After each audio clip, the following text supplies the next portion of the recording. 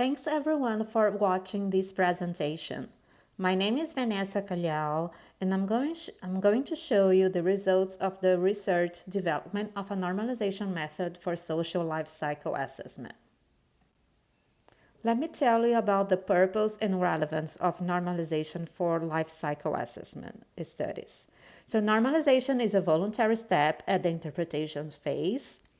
And the primary purpose is to assess the proportional significance of the impact assessment results by comparing them to the context the product system is part of.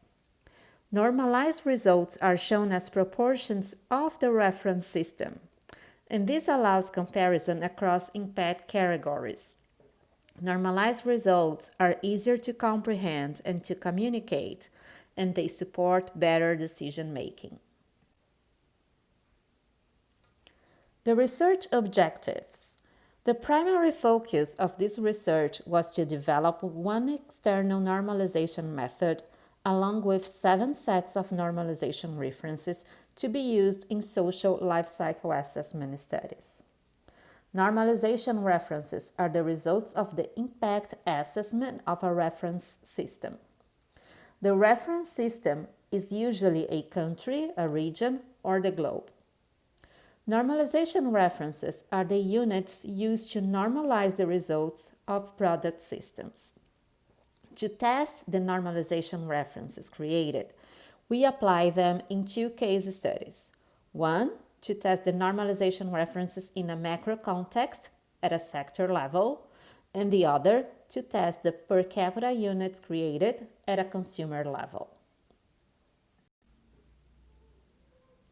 So the development of the method. Data on social impacts came from the social hotspot database.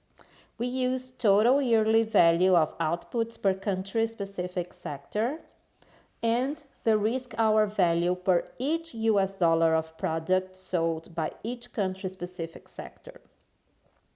Then we grouped the countries in 7 regions according to the geographic parameters used by the World Bank. Next, the normalization inventory was modeled using the characterization factors and the impact assessment method, also from the social hotspot database system. The results were the normalization references per region. Then, to complement, the normalization references per region were divided by their respective population, generating the per capita normalization references per region.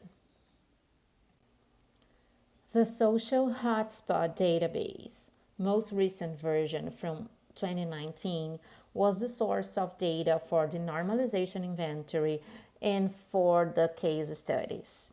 It was also the source of characterization factors and impact assessment method used to calculate the normalization references and the product system. The Social Hotspot Database provides data on social impacts for 244 countries. Social impacts are classified according to 160 indicators and divided and grouped into 6 categories and 26 subcategories. Information on social impacts from all these countries is combined with economic data from country-specific sectors from all over the world. The economic data come from an input-output model of the Global Trade Analysis Project.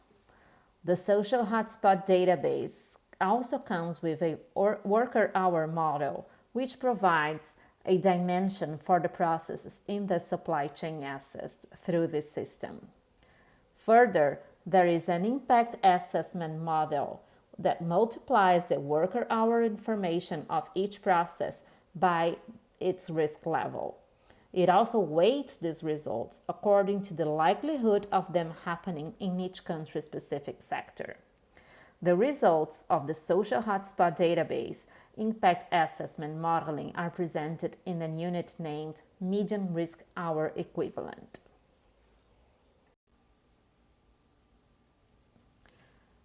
In this research, we developed normalization references for 7 regions.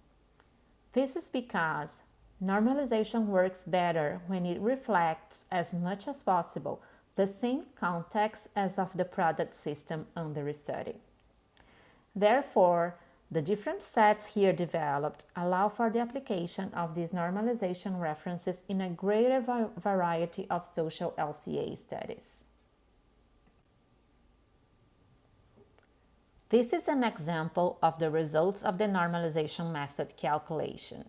In this case, a set of normalization references for the North American region. Each regional set presents normalization reference for 5 impact categories and 25 subcategories from the social hotspot database, which can be seen in this slide. As these references were modeled according to the database impact assessment method in the social hotspot database system, the normalization references here are expressed in median risk hour equivalent.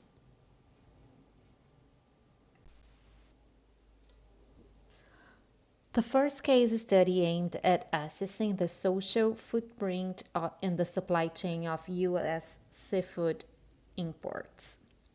The scope involved 2 main sectors, the fishing and the seafood processing industries, including their supply chains, and it followed a cradle-to-gate approach. In other words, we started at the fishing boat and ended at the gate of the seafood processing facility or at the entrance of U.S. ports for the fishing vessels selling fresh or frozen seafood. The functional unit chosen was 1 year of U.S. seafood imports. The reference system chosen to normalize this case study was North America. Data for the case study came from the National Oceanic and Atmosphere Administration of the U.S. government, the Social Hotspot Database, and from the Atlas of Economic Complexity. The software used to run the impact assessment calculations was CIMAPRO. In these slides, we'll see the results of the seafood case study per category. To the left of the slide, there are the results of the impact assessment, and then to the right, we see the normalized results.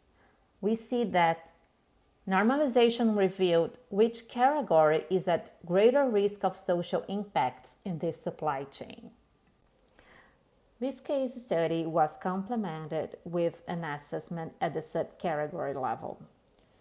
In the slide, we see to the left the results of the impact assessment and to the right the normalized results. When the impact assessment results are put into perspective by the normalization procedure, we can see there is a reorganization of the results according to their magnitude in relation to the reference system.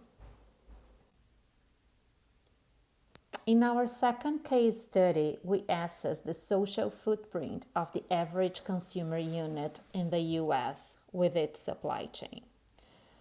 The scope involved 48 country-specific sectors and their respective supply chains, and the analysis followed a cradle-to-gate approach. The functional unit selected was 1 year of regular purchases of the average American consumer unit. And in this case study, we tested the global per capita normalization reference.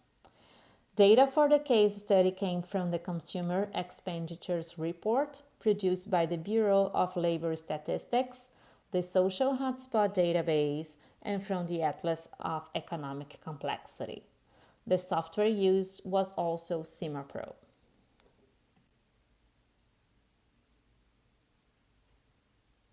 Again, impact assessment results are shown in the left, normalized in the right, and the normalization procedure reorganized the categories according to their dimension in relation to the reference system and reveal which ones are at greater risk of social impacts.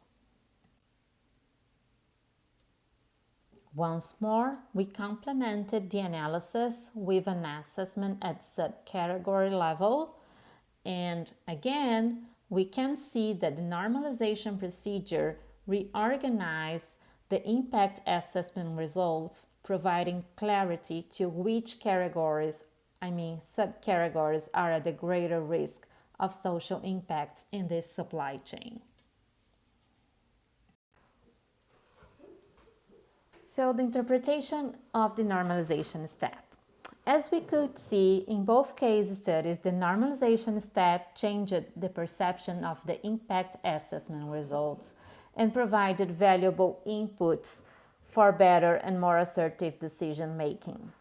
The normalized results at the two levels show that normalization facilitates the visualization of where the largest source of negative impacts exists within the product system. In these two case studies, we assume equal weight to all categories and subcategories.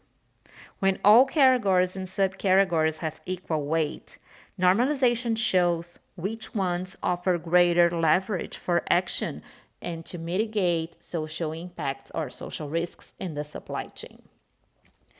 In this rationale, we can conclude that normalization allows for a more efficient and objective analysis of the social risks in supply chains.